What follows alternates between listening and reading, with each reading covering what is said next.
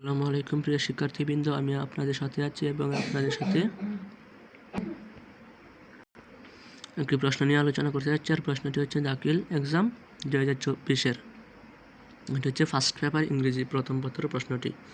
এখানে প্রথমে আমরা দেখতে পাচ্ছি একটি সিন প্যাসেজ এবং সিন প্যাসেজ থেকে আসছে এমসিকিউ, 7টা এমসিকিউ। এখানে দেওয়া হচ্ছে 3টি, এদিক দিয়ে আর 4টি এমসিকিউ এবং 2 নম্বরে দেখতে পাচ্ছি আমরা 5টি কুয়েশন। 3 নম্বরে দেখতে পাচ্ছি আমরা একটি প্যাসেজ, এই প্যাসেজটি হচ্ছে আনসিন প্যাসেজ। আর এই আনসিন প্যাসেজ থেকে 5টি কুয়েশন থাকবে উপর থেকে। আমরা এখানে দেখতে পাচ্ছি আরেকটি প্যাসেজ, এই প্যাসেজটি হচ্ছে ইনফরমেশন কালেক্ট করার জন্য এবং সামারি লেখার জন্য 5 নম্বরে। 6 নম্বরে আমরা দেখতে পাচ্ছি A column B column C column, column মিলকরণ অর্থাৎ ডান বাম মিলকরণ। 7 নম্বর রিয়ারেঞ্জ,